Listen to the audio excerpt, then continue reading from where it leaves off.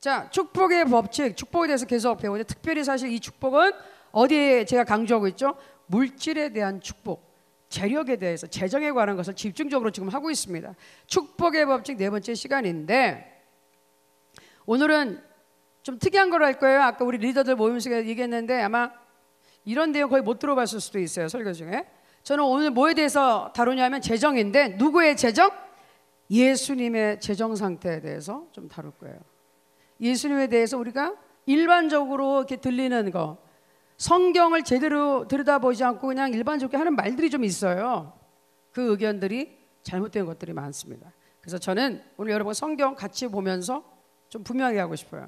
자, 같이 보겠습니다. 일단 자, 어떤 사람들이요, 많은 사람들이 이렇게 생각해요. 크리스천들은, 예수 믿는 사람은 가난해야 된다. 심목사님도 아마 금요일에 잠깐 말씀하신 것 같은데, 우리는 잘 먹고 잘 살면 그건 죄악이라고 생각해. 그런가요? 그래요? 그런가요? 가난해야 된다고 주장하는 사람이 있어요. 그렇게 가난해야 된다고 주장하는 사람은 또 절대로 가난하게는 또 못 살아요. 또 가난해지면 하나님을 찾아, 아니면 원망해. 왜 나한테 이런 시련을 주냐고, 왜 나를 이렇게 가난하게 만들었냐고, 그거 뭐 어쩌라고. 근데 크리스천은 돈이, 한마디로 얘기하면 돈이 많으면 안 된다고 생각해. 그게 미덕이라고 생각하는데, 그 이유가 뭐냐? 아, 예수님이 가난했기 때문에 그리스도로 우리는 본받아서 가난해야 된다는 거야. 그래서 그게 맞는지, 정말 예수님이 가난했었는지, 예수님을 알 수 있는 방법이 뭐예요? 전화를 할 수도 없고 성경 말씀을 통해서 봐야지. 그래서 성경으로 조명을 해볼 거예요. 그래서 오늘은 예수님의 재정 상태를 살펴보기로 하겠습니다. 자, 예수님의 가난함이란, 오늘 본문에 나왔죠? 너희를 위하여 가난하게 되심은, 일단 보세요. 가난하게 되었다. 그럼 무슨 뉘앙스가 있죠? 원래는 가난하지 않으세요. 근데 가난하게 만들어졌어. 가난하게 되셨어. 그러면 가난하게 됐다는 건 뭡니까? 단순히 돈이, 호주머니 없어서 가난한가요? 그렇진 않아요. 돈이 없을 수도 있어요. 월급 들어왔는데 다 쓰면 다음 월급 들어올 때까지 돈이 없죠. 하지만 그게 전체적으로 가난하다 그러진 않아. 그러고 있다가 딱 돈이 들어오면, 보통 일반 기업에서 25일 날 월급 날 많이 잡고 10일 날 잡기도 하는데, 여기 박지영 대리님 월급 날이 언제예요? 며칠 날? 말일 날. 자, 연락 드릴게요. 말일 날 통장으로 들어오죠? 응, 급여 들어오면 연락할게. 맛있는 거 사주세요. 말일 날. 또 말일 날 말고 다른 때 월급 받는 사람 있나요? 우리 영준 형제 언제? 10? 20? 아유, 각각이네. 내가 날짜 기억했다가 그 날짜마다 이렇게 해가지고 전화해가지고 얻어먹어도 충분히 한 달 동안 잘 살 것 같아요. 또 다른 날짜 효정 언제? 뻥치는 거 아니죠? 저한테 가짜로 얘기하는 거 아니지? 25일 맞죠? 20일, 25일, 말일, 30 또는 31일. 또 좀 앞텐 게 중간치 받는 사람 없어요? 월급을 잘 안 받아서 모르나? 우리 장원 맞네. 장원. 강남에서 누구 밥 사줬다며? 비싼 데 가서 뭐 무슨 스테이크 뭘 사줬대? 엄청 비싼데. 근데 50% 세일이 아니지. 직원이라 할인 받았다고 다 정보 입수했어. 장원 요새 월급 받죠? 언제야 급여일이? 5일? 5일! 할렐루야. 좋아요. 5일, 20일, 25일, 말일 나왔습니다. 자, 중간 효민. 요즘 얼굴 보기 힘든 효민. 내 전국에 수배령 내렸구만. 효민 며칠? 아, 똑같이 25일이야? 언니하고 동생 똑같이. 아, 그럼 또 영신 월급 혹시 받아봤나요? 들어왔나요? 네. 언제예요 월급? 아, 20. 혹시 10일, 15일경 없어요? 15일? 15일. 5일, 15일, 20, 25일, 30, 31일 다 됐습니다. 고맙습니다. 네, 제가 다 기억했다가 연락드리면 제각 연락 주세요. 카톡으로 뭐 보내면 돼. 뭐 굳이 나 안 만나도 되고. 어쨌든 여러 가지 방법이 있으니까 그렇다고 치고, 자, 그런데 급여가 들어오면, 돈이 없다가도 급여가 다시 들어오면 다시 돈이 생긴단 말이에요. 그걸 뭐 진짜 가난하다고 할 수는 없는 거고, 가난하다고 얘기할 때는 단지 돈이 뭐 쓸 돈이 없다는 것뿐만이 아니라 가난한 사람들은 전체적으로 뭐가 없어요. 없어. 옛날에 이 타임 매거진에 어떤 기사, 실제적인 기사가 났는데 이제 집이 없어가지고 정말 모든 거 날려가지고 이제 직장을 구한다고 이렇게 길거리에 판을 들고 있는 사람이 있어요. 근데 그 사람이 자가용을 뭘 타는지 아세요? 미국에서? 뭐 타는지 아세요? 혹시 여러분 알아요? 영국의 롤스로이스라고 아세요? 영국 최고의 고급차 롤스로이스를 타. 롤스로이스 타. 그 롤스로이스는 얼마나 고급이냐면 그냥 세차를 할 때 일반 차 같이 세차하면 안 돼요. 뭐고 하죠? 여러분 그 있죠? 큐팁. 큐팁? 뭐라 그러지? 한국말로 그 큐팁이 뭐야? 뭐라 그러죠? 아, 그거 있잖아요. 예? 스킨 더 모를까 나보다. 전호경, 큐팁이 뭐냐고? 면봉. 그거 알죠? 솜으로 이렇게 앞뒤로 한 거, 그 조그만 거 있잖아. 그걸로 안에 디테일한 그걸로 닦아야 돼. 그걸로 닦아. 그래서 손으로 하거든요. 몇 시간을 들여가지고 손으로 탁 일일이 세차를 그렇게 해요. 안에 그냥 쓱쓱쓱 닦고 안에 그 큐팁 들고 들어서 탁 그 정도로 최고급 차인데 차는 그걸 타고 다니는데 집이 없어서 직장 구한다 그래. 근데 그 사람이 어떻게 되냐면은 굉장히 부자였는데 다 차 없다고 날리고 자동차만 그 집 겸 어떻게 그냥 그것만 가지고 있어. 그것도 아마 다른 사람 이름을 뭐 어떻게 했을 거예요. 그것만 가지고 있는 거야. 출퇴근을 해 길거리로. 그러면서 그냥 자기 직장 구한다. 이게 들고 서 있어요. 근데 굉장히 유명한 사람이었거든. 어마어마하게 부자였다가 한순간 돈 다 날리고 그 자동차 하나만 다른 사람 아무리 명의로 돼 있는 건데 그거 가지고 있는 거예요. 그 차는 그걸로 타고 다녀. 기사 자기 직접 운전해. 기사도 시켜줘. 그 돈 또 어디서 나오는지 모르겠어요. 근데 그 좀 모순이긴 해요. 그런데 자 가난하다 그럴 때는 뭐냐면요. 일단은 내가 소유한 것을 많이 잃어버렸을 때 가난한 거야. 그러니까 가진 게 없어야 돼. 전반적으로 가진 게 없어야 돼. 전반적으로 가진 게 없어요. 재정뿐만이 아니라 어떤 모든 능력이라든지 특권을 상실을 했을 때 정말 가난한 거예요. 심령이 가난하다고도 하는데 일반적으로 가난하다. 물질적으로 봤을 때 현금뿐만이 아니라 전체적으로 뭐가 없어야 된다고. 예? 저 가난해요. 그런데 뭐 80평짜리 아파트에서 호화판에서 살고 그럼 누가 가난하다 그러겠어? 가난하다 그러면 그걸 팔던지 무슨 수를 내서 돈을 만들어야죠. 그 말이 안 된다 이거지. 그런데 예수님께서 가난하게 되셨다 그럴 때는 물질적인 것도 분명히 포함되어 있고요. 그것뿐만이 아니라 예수님이 소유하고 있는 모든 것을 다 뺏겼어요. 그게 다 없어졌어요. 잃어버렸어요. 그런데 언제 가난하게 되셨는가? 언제 가난하게 되셨는가? 언제 가난하게 되셨을까요? 많은 사람들 그래요. 태어나셨을 때요. 뭐 그것도 일리는 있지만 그건 조금 나중에 더 자세하게 들어가 볼게요. 자, 가난하게 되신 이유가 뭐 때문이라 그랬죠? 그의 가난함으로 말미암아 너희를 부요하게 하려 함이라. 영어로 얘기하면요, 심플하게 했어요. 부유하단 말을 rich라고 했어요. rich, 부자가 된다는 rich. 예수님은 영어로 poor, 가난하게 됐고 우리는 rich, 부자가 된다 얘기했어요. 근데 언제 이런 일이 일어났나요? 우리가 언제 예수님 때문에 부자가 됐죠? 그게 중요한 거야. 예수님이 부자가 그러니까 가난하게 된 순간이 우리가 부자가 된 순간이거든. 싹 바뀌었거든. 언제 그런 일이 일어났죠? 언제 일어났죠? 네, 언제요? 나한테 어려운 말해서 내가 못 알아듣게 하는 거죠? 언제예요 그게? 이름이요? 네? 네, 그렇게 길지 않아요. 답이 좀 간단한데. 네, 별님 언제 그런 일이 일어났을까요? 예수님이 가난해지는 동시에 내가 부자가 됐거든. 부자가 아니라서 모르겠어요. 그런 모양인데 아니야. 뭐라고 얘기해? 지금 그 얘기 했지. 근데 얘기해 보세요. 언제 부자가 됐죠? 십자가요?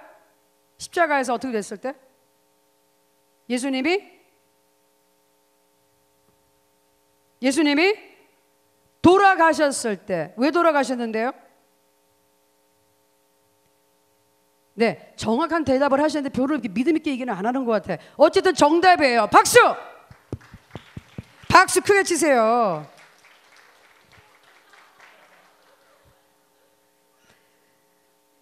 그러니까 이론적으로만 아는데 그게 무슨 말인지 깨닫는 게 더 중요해. 잘 보세요. 자, 내가 부유하게 된 순간은 그거예요. 없었던 사람이 있게 되는 거죠. 나는 없었어요. 아무것도 없었어요. 그걸 설명해 드릴게요. 자, 여러분이 잘 아는 성경 말씀을 한번 펴볼게요. 스마트폰 있는 사람 스마트폰으로 성경을 무조건 찾아주세요. 성경책 있는 사람 이사야, 여러분 잘 아는 우리 메시아의 고난을 받는 장면 53장 4절에서 6절 한번 볼게요. 이사야 53장 4절에서 6절. 자, 우리가 많이 들은 말씀인데 오늘 좀 잘 생각하셔야 됩니다. 같이 읽어보겠습니다. 4절에서 6절입니다. 시작. 그는 실로 우리의 질고를 지고 우리의 슬픔을 당하였거늘 우리는 생각하기를 그는 징벌을 받아 하나님께 맞으며 고난을 당한다 하였노라. 그가 찔림은 우리의 허물 때문이요 그가 상함은 우리의 죄악 때문이라. 그가 징계를 받음으로 우리는 평화를 누리고 그가 채찍에 맞음으로 우리는 나음을 받았도다. 우리는 다 양 같아서 그릇 행하여 각기 제 길로 갔거늘 여호와께서는 우리 모두의 죄악을 그에게 담당시키셨도다. 자, 보세요. 여기서 이게 바뀌는 순간이에요. 우리가 잘못한 거를 예수님이 뒤집어 쓰는 장면이에요. 우리가 슬퍼야 돼요. 이 세상에 살면서 막 여러 가지 어려운 일들, 힘든 일들을 그것 때문에 내가 세상 사람들은 너무너무 슬퍼하고 그것 때문에 병이 나고 미워하고 좌절하고 복수하고 죽이고 막 이러는데 그 슬픔을 예수님이 가져가셨어. 그리고 나에게는 기쁨을 주신 거예요. 바꾸는 거예요. 지금 바꾸는 역사 나고 있어요. 그럼 우리 생각에는 그래요. 아, 하나님이 우리 예수님이 왜 십자가 달렸지? 뭐 잘못하셨나 보지. 하나님께 맞았구나. 고난당하셨나 봐. 그런데 실제적으로 왜 그랬느냐? 나 때문인데 그걸 깨닫지 못하고 있단 말이야. 그게 누구 때문에 십자가에 달리셨는데. 5절에 보겠어요. 그가 찔림은, 찔렸다는 건 뭐죠? 창으로 이렇게 훅 들어와서 허리로 큰 창이 들어와서 심장을 관통해서 이게 심장이 터질 때까지 이게 옆에서 사이드에서 대각선으로 찌르는데 왜 찔리셨냐고요? 우리의 허물, 그것도 죄악이요. 그가 상함은, 상했다는 것은 얼굴이 너무너무 고문을 많이 당해서 얼굴이 사실은 이렇게 보면은 보기에 흠모할 것이 없다. 사람이 고개를 돌린다 그랬어요. 왜? 못생겨서?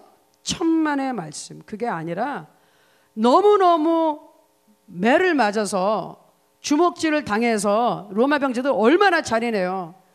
얼굴이 너무너무 퉁퉁 붓고, 여러분 권투 선수도 뭐 격투기 하는 사람은 얼굴 이렇게 붓잖아. 그건 유도 아닌 거야.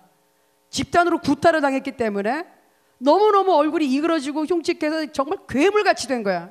그렇죠? 옛날에 우리 패션 오브 크라이스트라는 영화가 그래도 근사치로 했지만 실제적인 건 더 끔찍한 거예요. 감히 인간이 이렇게 만들어낼 수 없을 만큼 끔찍한데 그 이그러진 게 너무너무 끔찍해서 괴물 같아서 사람들이 고개를 돌리고 차마 못 봐주겠어. 사람 얼굴이 아니기 때문에. 그렇게 상한 것은 내 죄 때문에 내가 그렇게 지옥에 가서 고통당하고 이 땅에 살면서 그렇게 고통받아야 되는데 대신 맞아주신 거예요. 그 아픔, 그 정신적인 고통. 그래서 그가 징계를 받아서, 벌을 받아서 내가 평화를 누리고, 그가 채찍에 맞아서 온몸에 이 채찍을 맞고 계속 맞아서 우리는 나음을 입었다. 나음을 입었다. 막 살집이 뚝뚝 떨어져 나갈 때까지 너무너무 육체적으로 가장 아픈 그런 고통을 당했는데 그 아픔은 왜 당했냐고. 예수님이 멀쩡하신 분이 내가 육체의 질병에서부터 해방되게 하기 위해서 그랬단 말이에요. 바꿔치기 하는 거예요. 지금 바꿔치는 거예요. 이런 것들이 가난하게 되는 거예요. 예수님에게는 하나님이세요. 하나님이시기 때문에 완벽하신 분이기 때문에 건강이 있고 기쁨이 있고 행복이 있고 눈물이 있고 고통이 없는 분이에요. 하나님이시잖아. 천국에 오면 그런 게 어디 있어? 그분이 왜 천국에 없는 이 저주를 맛봐야 되냐? 왜 당해야 되냐? 왜? 이 장면에 가난하게 됐다 그러는 거예요. 가지고 있던 모든 걸 버린 거예요. 줘버렸어요. 누구한테? 우리한테. 우리가 가지고 있는 저주를 가져가신 거예요. 그래서 우리 때문에 가난하게 됐다고 표현하는 거야. 아멘? 다시 아멘. 아멘. 잘 생각하세요. 가난하게 됐다. 예수님이 가난하게 됐다는 것은 예수님이 어떤 분이에요? 원래 왕의 왕이시잖아요. 그의 보좌를 버렸죠. 특권을 버렸죠. 눈물도 고통도 질병도 아무것도 없는 그 천국에 계시는 그 예수님이 이 땅에 와서 이런 고통을 당하신 이유, 본인이 가지고 있는 모든 특권과 권능을 버리고 저주를 가져갔단 말이에요. 그래서 가난하게 되셨어요. 가지고 있는 거 다 버렸기 때문에 가난하게 되셨어요. 누구를 위하여? 누구를 위하여? 누구를 위하여? 누구를 위하여? 자기 가르치세요. 나를 위하여. 다시 하세요. 나를 위하여. 나를 위하여. 나를 위하여. 예수님이 분명히 가난하게 된 것은 나를 부유케 하기 위해서 그랬다고 그러셨거든요. 그러면 우리가 부유하다고 얘기해야지. 당장 제 통장에 돈이 별로 없으니까 좀 부자하지 아니에요? 아니, 그 모르는 말씀. 여러분은 영적으로 부유한 사람이 되고 이미 신분은 하나님의 자녀예요. 하나님의 자녀예요. 그리고 그 자기의 권리와 신분을 정확하게 알고 믿음으로 사용하는 사람은 이 땅에서도 다스리고 산단 말이에요. 아멘? 아멘? 그냥 대충 들으면 안 돼요. 이거 어떤 사람은 예수 믿는 사람들이 정말 세상 사람들이 깜짝 놀라 많고 와 이러고 사는데, 어떤 사람은 저렇게 예수 믿는데 예수 안 믿어, 그렇게 비난을 받는 사람들이 있는데 여러분의 선택이야. 어떻게 살 것인지를. 자, 여기서 중요한 말이 있어요. 우리가 평화를 누렸다. 평화는 히브리 말로 뭐라 그런다? 히브리 말로 평화가 뭐죠? 뭐라고요? 여보세요? 평화가 뭐라고요? 강희준 씨, 평화가 뭐죠? 모른다고 거짓말하면 안 되는데 큰일 났어. 샬롬이라고 혹시 들어봤어요? 예? 따라하세요. 샬롬. 샬롬. 샬롬. 샬롬이란 것은 위로부터 내려온다는 뜻이 있어요. 제일 중요한 거는. 진정한 평화는 누가 줘야 돼? 하나님이. 제 마음이 편해요. 그거 가지고 안 돼. 그건 진정한 평화 아니야. 조금 있다 기분 나쁜 일이 생기면 또 마음에 풍랑이 일어나. 그런 건 진정한 평화 아니에요. 하나님이 주시는 평화가 있어요. 그거는 아무리 세상이 뒤집어지고 내 앞에 뭐 난리가 천재지변이 나더라도 내 마음은 움직이지 않아. 평안해. 그게 진정한 평안인데, 평화라는 이 샬롬, 우리가 평화를 누리게 돼서 예수님 덕택에. 근데 평화라는 샬롬의 뜻에는 여러 가지가 복합적으로 들어가 있어요. 무슨 뜻이 있느냐? 우선은 안전하다. 따라하세요. 안전하다. 나는 안전하다. 나는 안전하다. 안전하다. 안전하다. 따라하세요. 안전하다. 네. 요새 이운주 사역자님이 운전을 하시느라고 굉장히 조심조심하고 오면 오늘도 정말 또 차를 끌고 오셨어. 그래서 내가 기도했어요. 천군 천사한테 특별히 부탁했어요. 박지영 사역자까지 태우고 오기 때문에 무사히 잘 호위해서 데리고 오라고 부탁했어. 그때 잘 오셨어. 그러다가 주차장에서 딱 만났어. 주차장이 최 난관이거든. 주차하기 힘들어해서. 그래 딱 만나가지고 제가 또 모시고 에스코트 해가지고 6층까지 왔잖아. 이따 잘 올라가세요. 그런데 하나님은 예수님은 나의 샬롬이야. 안전해. 아멘? 그러니까 지영 사역자가 어저께 저 집에 가서 자면서 같이 차를 타고 오는데 나한테 부탁해서, 목사님 저 내일 천국에 가지 않도록 기도해 주세요. 그래서 이제 천사한테 부탁했다니까. 안전하게 교회로 데리고, 천국 아니라 교회로 데려오라고. 걱정하지 마시고 자동차 운전할 때 여러분 항상 하나님 여호와 샬롬, 예수님은 나의 평화. 아멘. 예수님 나를 지켜 주시옵소서. 안전하게 하여 주시옵소서. 아멘. 어떤 위험한 일이 있어도 나는 안전. 그러나 또 그거 믿고 막 아무데나 위험한데 일부러 찾아가면 안 돼요. 그건 주의 말씀을 시험하는 거기 때문에 안 되고, 무슨 일이 있어서 두렵고 어려운 일이 있을 때 나는 안전해요. 위험하지 않아요. 아멘. 하나님의 나의 평강이 되시기 때문에. 두 번째는 정말 잘 있다. 아주 잘 있습니다. 잘 있습니다. 따라 잘 있습니다. 잘 있습니다. 요새 우리 목사님 말씀은 좋습니다. How are you? 그럼 I'm doing good. 그 얘기예요. 잘 있습니다. 잘 있습니다. 그 세 번째는 행복합니다. 따라하세요. 행복합니다. 행복합니다. 행복합니다. 그 다음에 건강합니다. 따라하세요. 건강합니다. 건강합니다. 그 다음에 네 번째는 잘 되고 있습니다. 따라하세요. 잘 되고 있습니다. 번성한다, 번영한다, 잘 된다 그 얘기예요. 잘 나간다 그 얘기예요. 성공한다는 얘기예요. 그리고 마지막이 잘 쉬고 있습니다. 쉬고 있습니다. 쉬고 있습니다. 내 마음이 편안합니다 그 얘기예요. 그래서 예수님이 나의 평화가 됐다는 것은 예수님 때문에 내가 안전하고 잘 되고 있고 좋고 행복하고 그 다음에 건강하고 그리고 성공하고 잘 나가고 있고 그리고 내 마음이 참 편합니다.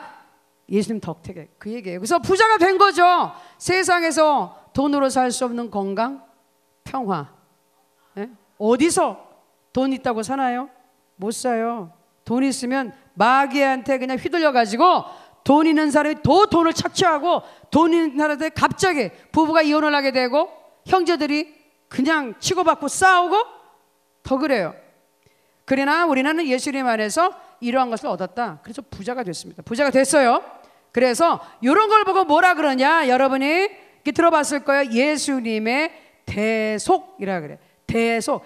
대신해서 속량해 줬다. 대신해서 값을 지불해 줬다 그 얘기예요. 우리의 행복과 부유함을 위해서 우리 대신에 죄값을 치르고 그냥 돈만 낸 게 아니에요. 저주를 가져가셨어요. 나한테 있는 우리 집안이 대대로 못 살아요. 대대로 우상을 섬겼어요. 뭐 어째요? 뭐 대대로 뭐가 있어요?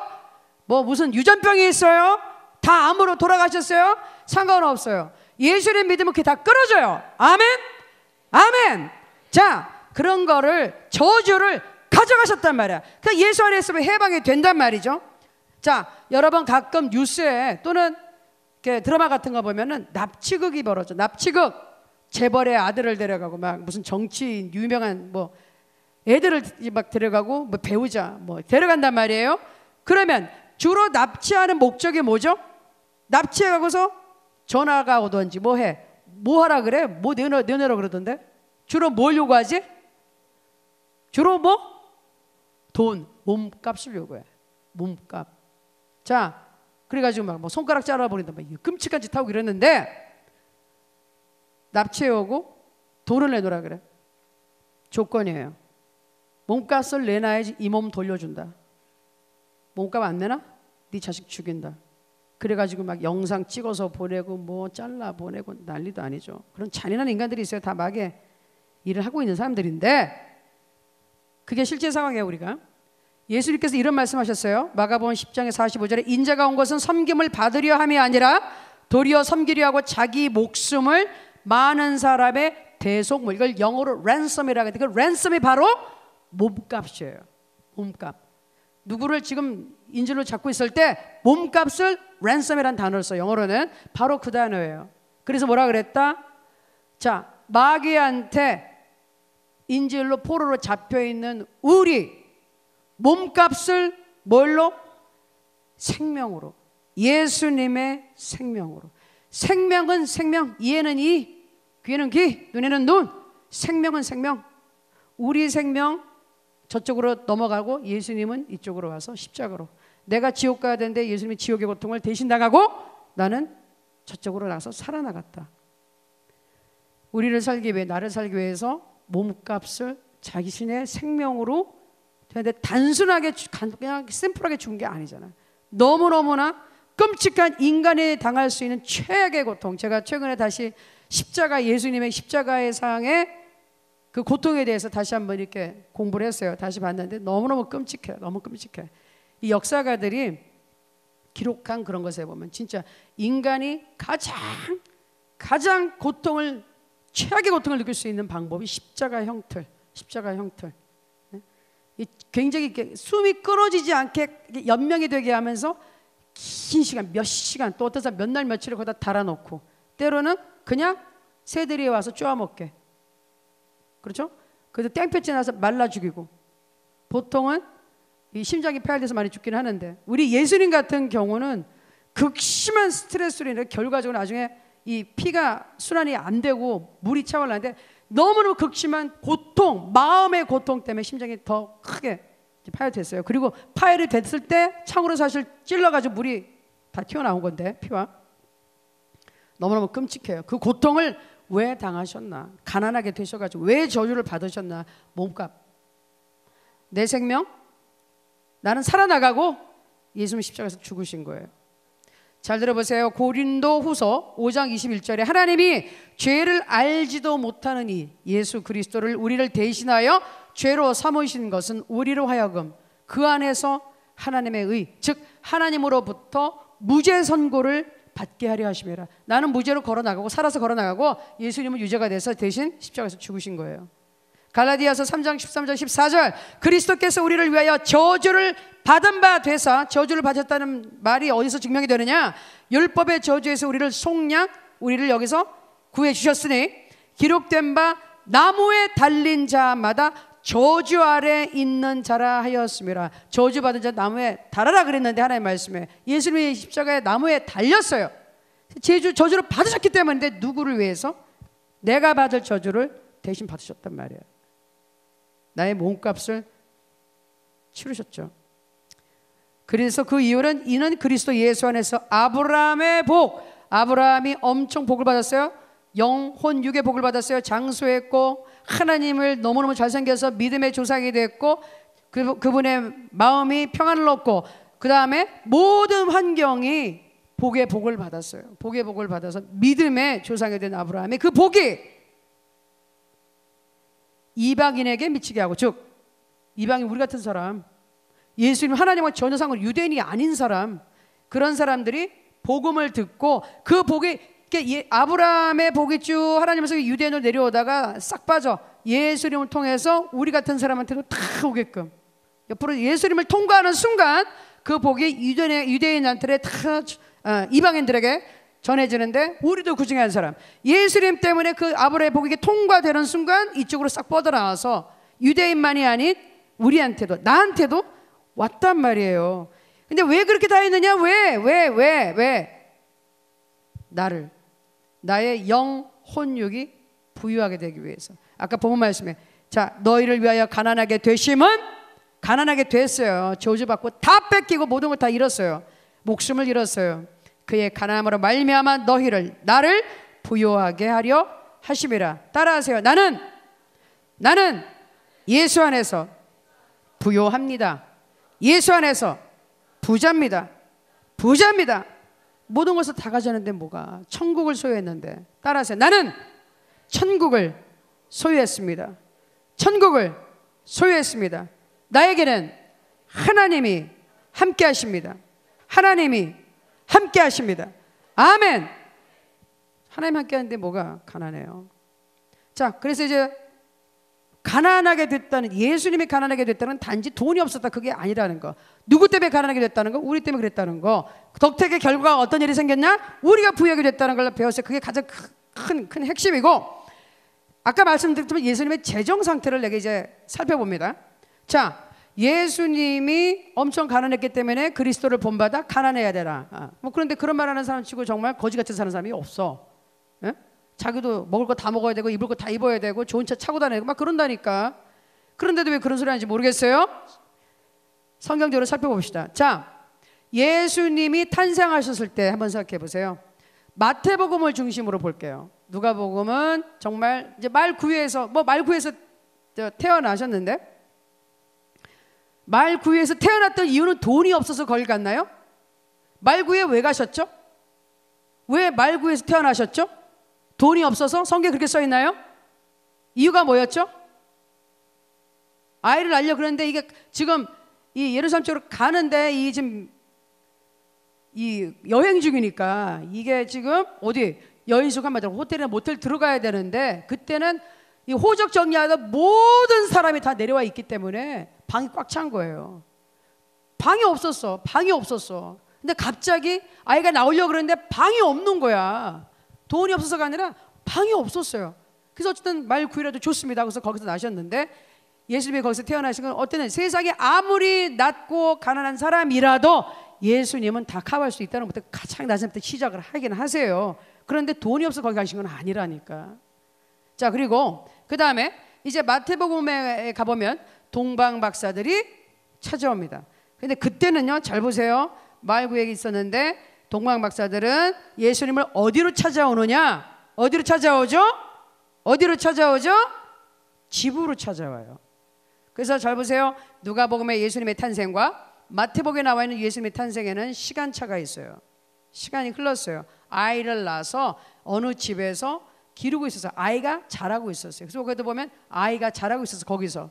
그러니까 동방 박사는 별이 뜬 것을 보고 그때부터 찾아왔기 때문에 보통 우리가 그 여정을 봤을 때 거의 한 1년이나 1년 반 시간이 흐르지 않았겠나 생각을 해요. 그래서 이미 아이가 좀 커 있었어. 그래서 집으로 이미 옮겨졌고, 그래서 아기를 본 거예요. 딱 태어났을 때는 목자들이 봤죠. 동방 박사가 왔을 때는 집에서 장소가 옮겨져 가지고 어느 시점에 흐른 다음에 본 거예요. 그런데 자, 나사렛, 그래서 이제 베들레헴 쪽에 거기 가서 있는데 나사렛부터 쭉 내려왔고, 동방 박사들이 방문을 했는데 예수님께 뭘 드렸죠? 여러분이 주일학교에서 외운 세 가지를 얘기하면 뭘 드렸다 그랬죠? 뭐? 네? 황금.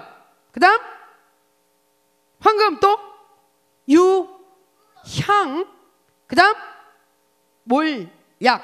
물론 여기 보면은 뭐 금과 향과 몰약 이래가지고 뭐 장사를 지내는 거 뭐 예수님 왕과 여러 가지 해석이 있지만 그거는 나중에 다루기로 하고, 중요한 것은 집에 들어가 아기와 그의 어머니 마리아가 함께 있는 것을 보고 엎드려 아기께 경배하고, 동방 박사들 그러면은 그 동방에 있는 굉장히 그 와이즈맨이라 그래서 뛰어난 최고의 지식층 지도자들이에요. 그 사람들이 와서요, 유대 왕을 찾으러 와서 왕이 있다서 왕한테 완전히 엎드려져 가지고 경의를 표시한 거예요. 왕한테 그냥 일반 아이가 아니라 왕으로 생각하고 엎드려졌어요. 그리고 보배합을 열어 황금과 유황과 몰약을 예물로 드렸다. 보배합이라는 게 뭐냐면 여러분이 잘 아는 보물 상자예요. 보배라고 이렇게 나왔지만 사실은 보물이에요. 보물, 진짜 수많은 사람들이 보물 찾아가지고 돌아다니는데 그 보물을 가지고 온 그 이런 상자 같은 것을 가지고 와서 열어서 보물을 드렸어요. 굉장히 값이 나가는 것들이에요. 황금이요, 유향이요, 몰약이요, 굉장히 비싼 것들로만 드렸어요. 그걸 예물 드렸어요. 한 나라의 왕한테 드리는 선물인데 허접하게 안 가져왔어요. 가장 최상급으로 가장 좋은 것으로 값나가는 것으로 드렸어요. 자, 그러면은 그걸 받아가지고 어떻게 했는지 성경에는 안 나와 있어요. 엄청나게 그거 비싼 거예요. 돈 굉장히 시값 많이 나가는 거예요. 그럼 마리아하고 요셉하고 뭐 했을까요? 그걸로 쓰인 데가 있어. 어디에 썼냐?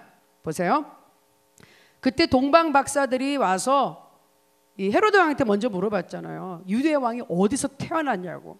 그 헤로드 왕이 머리가 획 돌아버렸어. 안 그래도 자기의 이 지위에 대해서 항상 불안불안하고 있는데 유대 왕이 나타난다니까 누가 내 자리를 뺏으려고 태어났다고? 이거 죽여서 없애야지라는 생각을 하고 동방 박사한테 찾으면 나한테도 알려주셔. 나도 가서 경배를 드려야겠다고. 그래서 무슨 거짓말을 했죠. 그래서 죽이려고 막 생각을 하고 있었는데 어떻게 됐죠? 천사들이 동방 박사에게 계시를 하죠. 자, 헤로드 왕한테 가지 말고 딴 데로 가라고. 그리고 나서 헤로드 왕이 이제 화가 나가지고 2살 이하 남자애들은 다 죽이라 그랬어요. 그 2살이 거기서 나온 거예요. 동방 박사들이 별을 보고 쫓아와서 그게 1년 반 정도 됐습니다. 얘기를 한 것이죠. 그러니까 헤로드 왕이 넉넉 잡아서 이 아이가 아무래도 2살은 안 됐겠지. 그래서 2살로 딱 나이를 줄을 딱 긋고 2살이면 다 죽여라. 정확하게 언제 태어난지 모르겠다. 그러나 별이 뜨고서 이 정도 시간이 될 테니까 2살 미만한 남자는 다 죽여. 이렇게 명령을 내렸어요. 근데 그것을 어떻게 했죠? 천사가 요셉에 계시를 하죠. 아이를 데리고 피신하라고, 도망가라고 가르쳐줘요. 그래서 어디가 있었죠? 예수님과 마리아와 요셉이 애굽으로 피난을 가 있었어요. 애굽으로 피난을 가 있었어요. 그래서 우리는 추측하기를 그랬죠. 급하게 한밤중에 갑자기 피신하라서 급하게 피신해 갔는데 남의 나라 가서 애굽에서 어떻게 먹고 살았을까요? 거기서 잘 있다가 때가 됐을 때 자, 죽이려던 사람 다 없으니까 다시 가라 그랬을 때 동네로 간단 말이에요. 세월이 어느 정도 있었는데 거기에 남의 나라 가서 있었던 경비 어디서 나왔을까요? 우리 생각에는 이 동방 박사들이 갖다 준 예물을 분명히 충당이 됐다는 거죠. 충분히. 그래서 하나님께서 예배해 주셨고 보호해 주셨습니다. 자, 그래서 보면은 일단은 성경에서 봤을 때 그런 배경을 봤을 때 예수님이 말구에서 태어났다 그래서 무슨 가난한 무슨 개토 빈민굴에서 사는 사람 같이 생각하시면 안 됩니다. 그거 아니에요. 자, 그 다음에 두 번째, 사람들이 이런 말을 해요. 예수님은 집이 없었다. 그래서 노숙자와 같다라고 생각해요. 예수님이 노숙자였을까요? 우리 서울역이나 어디 뭐 영등포 가면 정말 노숙자들 되게 많더라고요. 거기 뭐 어떤 교회에서 노숙자들 식사를 매일매일 제공하는데, 저도 우리 파고다에서 봉사를 항상 하기 때문에 가서 보면은 너무너무 많아. 옛날에 비해서 특별히 여자분들이 많아졌어. 나이들은 여자분들이 많아지고 대부분의 사람들은 정신이 약간 그 정도 될 때까지만 내가 볼 때는 분명히 어떤 너무 충격을 받아서 난 그렇다고 생각해. 노숙자 여자분들이 굉장히 많아졌어요. 나이가 젊은 30대 정도 되는 사람들도 있어. 나이 많은 분들도 있지만 노숙자들이 많아졌는데 예수님이 노숙자였을까? 성경으로 한번 찾아볼게요. 자, 그 근거를 여기서 잡아요. 누가복음 9장 57절에서 58절에 이런 말이 있습니다. 길 가실 때, 예수님이 길 가실 때 어떤 사람이 여짜오되 어디로 가시든지 나는 따르리이다. 예수께서 이르시되 여우도 굴이 있고 공중에 새도 집이 있을 때 인자는 머리 둘 곳이 없도다 하시고, 그래서 이 말을 가지고 그걸 예수님 머리 줄 데가 없다는 것은 뭐 잠잘지도 없었다는 얘기다. 예수님 노숙자다. 그렇게 가난하게 사셨다 주장하는데, 이때 상황으로 봐서는 이렇게 보셔야 돼요. 자, 예수님은 이런 말씀하신 거예요. 자, 나는 내가 주신 아버지의 이 사명을 받아서 미션이 있어서 이 땅에 왔어. 그래서 이 땅에서는 내가 주님의 일을 하다가 나는 천국으로 갈 사람이야. 어딘지 따라간다는, 글쎄 따라오는데 한계가 있을 것이다. 나는 천국에 갈 거니까. 그런 말씀으로 했는데 사람들은 단순히 예수님 집이 없었다 이렇게 생각을 해요. 그렇지 않아요. 예수님 집이 있었어요. 마태복음 우리 4장 12절 한번 볼까요?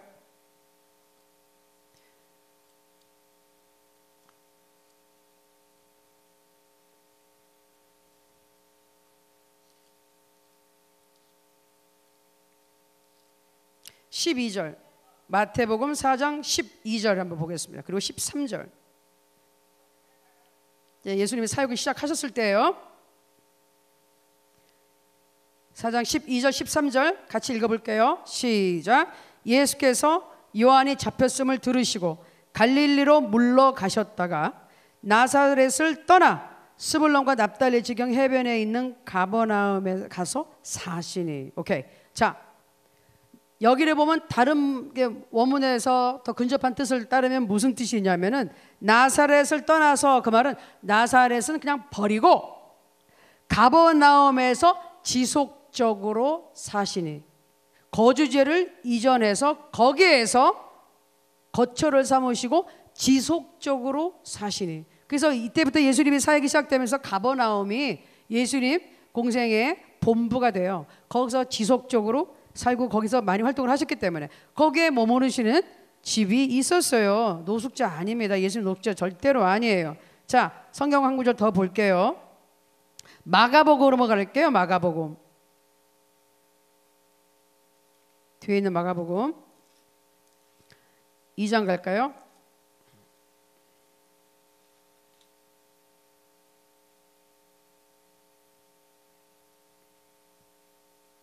(2장) 1절 같이 읽겠습니다. 시작. 수일 후에 예수께서 다시 가버나움에 들어가시니 집에 계시다는 소문이 들린지라. 집에 계시다고. 예수님 집에 계셨다고. 그러니 성경 한 구절 달랑 가지고서 예수님 노숙자, 집도 없었어, 그러니까 우리도 집 없이 살아야 되나요? 여러분, 그리스도를 본받아 우리 노숙자 할까요? 노숙자 해야 돼요? 그래서 절에 다니는 분들이 우리한테 밥을 줘야 될까요? 성경은 그렇게 얘기하는 것 같지 않은데, 내가 분명히 보면은 아니라니까. 그건 오해라니까. 노숙자가 되자는 사람은 자기가 노숙자 되면 되지 왜 자기는 안 하면서 그런 주장을 해서 책으로 써내고 막 그런 가르치는 사람이 있어요. 아니에요. 보세요. 다시 가버나움에 들어가시니 집에 계신다. 가버나움에서 지속적으로 거주지를 삼고 계속 사셨어요. 집이 있으셨어요. 예수님 살 집이 있었어요. 노숙자 아니에요. 자, 그 다음에 예수님의 재정 상태 보고 있는 겁니다. 태어났을 때 도마막스들이 예물 가져 줬고요. 그 다음에 집이 있으셨고요. 세 번째는 예수님에게는 사역을 하는데 공생에 사역했잖아요. 후원자들이 있었어요. 후원자들. 자, 누가복음 가볼게요. 누가복음 8장 가볼게요. 누가복음 8장 직접 찾으면서 같이 봅시다.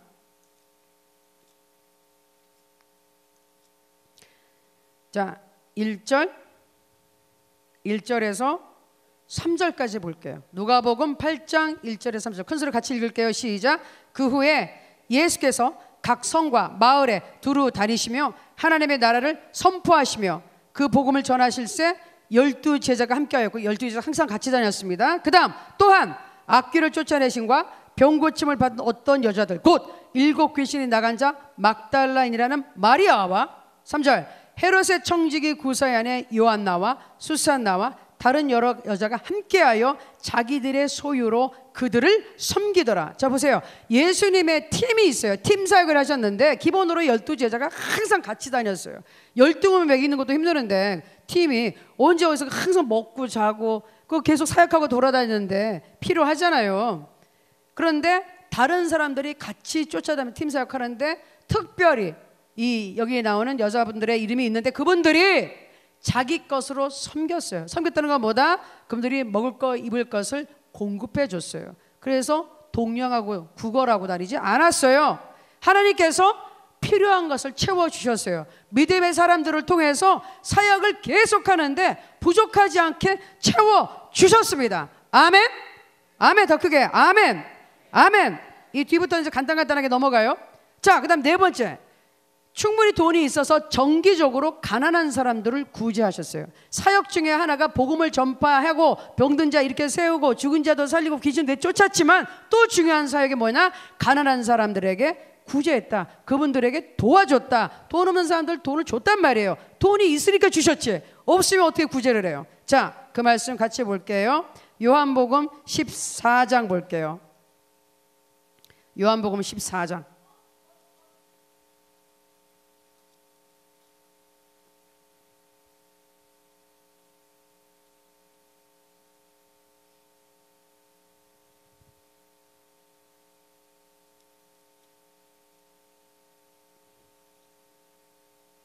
자, 14장으로 가서 13장 갈게요. 13장으로 갈게요. 13장 27절에서 29절 볼게요. 자, 조각을 받은 후, 거기 맞죠? 13장이죠? 13장 시작. 조각을 받은 후 곧 사탄이 그 속에 들어간지라 이에 예수께서 유다에게 이르시되 내가 하는 일을 속히 하라 하시니, 같이 읽어요. 이 말씀을 무슨 뜻으로 하셨는지 그 앉은 자 중에 아는 자가 없고 어떤 이들은 유다가 돈꾀를 맡았으므로 명절에 우리가 쓸 물건을 사라 하시는지 혹은 가난한 자들에게 무엇을 주라 하시는 줄로 생각하더라. 가난한 자들에게 주는 것이 이때만 값지게 하라는 게 아니고요, 사역 속에 정기적으로 하던 일이 있었습니다. 그리고 그 뒤에 연결해서 나오는데 유다 얘기가 다섯 번째로 여기서 보면 나타나는 게 뭐죠? 자금을 관리하는 자가 있었어요. 재정 담당자가 있었어요. 그 사람이 예수님을 배반하게 되는 가롯 유다예요. 자, 돈괴를 맡은 자라 그랬어요. 그래서 이 사람은 재정 담당인데 이 사람은요 문제가 있었죠. 사탄이 들어가서 역사하는 그런 백그라운드가 있었거든요. 자, 같은 13장에 보면 그 친구가 이 예수님에 대해서 이제 배신을 막 하려고 하는 순간에 그 하나님께서 역사하는 그 장면들이 있습니다. 자, 볼까요?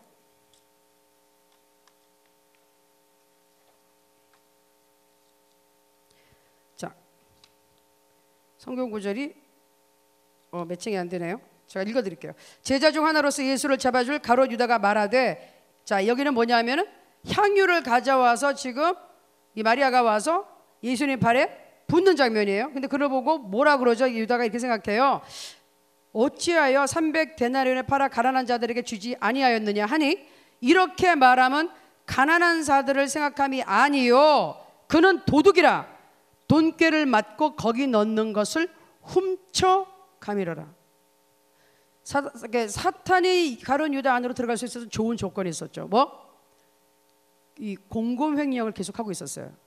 예수님의 제정을 맡았는데 공검횡령, 즉 몇 년 동안 하더라도 예수님 알고 있었지만 사람들이 잘 모를 정도로 충분한 돈이 있었고 거기서 이게 딱 들키지 않을 만큼만 짝짝 빼갔어요. 나중에 알았죠, 도둑이란 거를. 그런데 어쨌든 이 사람은 가난한 자들을, 그러니까 예수님의 사역이 항상 가난한 자를 도와줬기 때문에 그 사역에 돈이 충분히 있었고 여분이 있었는데도 그 도둑에서 자꾸 공금을 횡령해 갔어요. 그럴 만큼 중요한 것은 뭐다? 사역하는데 재정이 있었어요. 아멘? 없었던 게 아니에요. 재정이 넉넉했어요. 있었어요. 자, 그 다음에 다른 예를 든다면은 나머지는 오병이어의 기적. 사람들이 배고플 때 다 굶어 쓰러졌나요? 아니에요. 기적을 베풀어서라도 오병이어의 기적을 만들어 가지고 배불리 먹일 수 있는 능력이 있어요. 자, 또 세금을 내라 할 때 어떻게 하셨죠? 그냥 가서 물고기를 잡아라. 그 물고기에 있는 한 세계를 코인을 꺼내라. 그거는 세금 내라. 하나님께서 우리 주님 예수님께는 천지의 모든 권세가 다 있으세요. 부유하신 분이에요. 그런데도 그분은 단지 우리를 살리기 위해서 그걸 다 버리실 것 뿐이지 능력이 없었던 게 아니라 돈이 없었던 게 아니에요. 또 마지막에 보면 예수님의 의복, 자, 예수님이 십자가상에 달려있고 예수님의 옷을 갖다가 어떻게 로마 병정들이 예수님 옷을 서로 가져가려고, 좀 찢지 말자고 가져가려고 제비를 뽑아요. 가져갈 만큼 옷이 이게 누더기가 아니었어요. 좋은 옷이었어요. 깨끗한 옷이었어요. 로마 병정 가져갈 만큼 좋은 옷이었어요. 자, 그래서 제가 드린 말씀 포인트는 이거예요. 잘 들어보세요. 예수님은 어떤 사람들이 이겨낸 처럼 가난한 사람 아니었고요. 그리고 예수는 절대로 노숙자 아니었고, 그렇죠? 손 벌리고 사시지 않았어요. 모든 것이 풍족하게 있으셨어요. 그런데 중요한 것은 왜 부자라 그러면 여러분 뭘 생각하죠? 당장 돈이 생기면 뭘 한다고? 말로는 헌금한다고 그러고 헌금 조금만 하고요. 그다음 뭐 한다고? 여행 갈 거예요. 자동차 살 거예요. 집 살 거예요. 뭐 살 거예요 하면서 사실은 자, 공급횡령에서 걸리는 사람들 그 돈 어디 유흥부위로 다 탕진해버려. 말도 안 돼. 20대 어떤 격리 직원이 뭐 몇억 몇십억을 횡령해가지고 어디다 썼어? 해외여행 벌써 몇 번 갔다 오고 차 사고 명품 그걸로 다 날려버렸어요.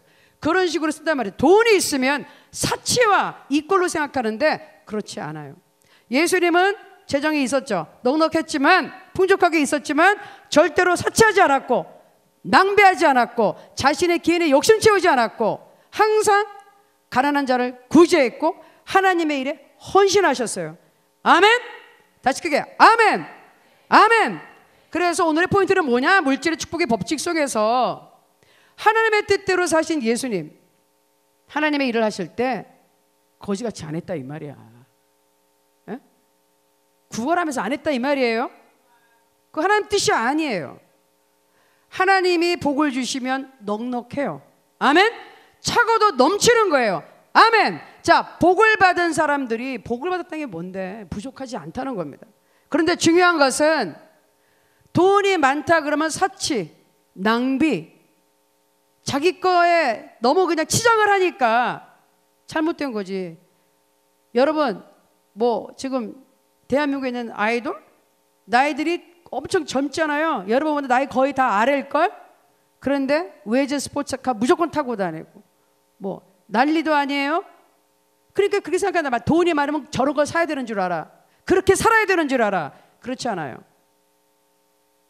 돈이 있을 때 가치 있게 쓰셔야 돼요. 아멘? 그러면 하나님이 채워주세요. 절대로 부족하지 않아요. 돈 관리를 예수 이름으로 잘하면. 그리고 하나님께 헌금 정확하게, 헌금에 대해서 아마 다음 주나 다룰 수 있어요. 헌금을 철저하게 하고 하나님께 제대로 드릴 거 드리고 내가 하나님의 옳은 일에 헌신하면 하는 모든 일에 부족함이 없습니다. 아멘. 여호와는 나의 목자시는 내가 부족함이 없으리로다. 구약시대 이미 그렇게 보장이 되는데 예수님을 소유한 우리한테 왜 부족하냐 말이야. 아직도 부족하나요? 여러분이 믿음으로 선포하셔야 돼요. 나는 부족함이 없습니다. 하나님이 채워주십니다. 내가 입을 넓게 열겠습니다. 하나님 채워주소서, 채워주소서. 그렇게 하셔야 돼요. 아멘. 그리고 항상 기도해서 내가 내 마음이 올바른 인품과 성품에 대해서 아무리 돈이 많아진다 할지라도 내 욕심, 내가 사치하고 낭비하지만 않으면 하나님이 그 축복의 통로를 항상 열어주세요. 아멘이죠? 그래서 여러분 생각해 보세요. 갑자기 그냥 나한테 10억, 100억 생겨봐. 아직 100억이 감이 안 날 거야. 그러면 일단은 1억만 생겼다고 생각해봐요. 어디다 쓸까? 어디다 쓸까? 쓰다 보면 금방 쓰는데 어디다 쓸까? 뭐에 쓰시겠어요? 먼저 뭐에 쓰시겠어요? 여러분, 뭐에 쓰시겠어요? 어디다 쓸 거야? 제일 먼저 하고 싶은 게 뭔데? 정답은 없을 것 같은데. 집 사실 거예요? 맞아요. 자기 필요한 거 살 거예요.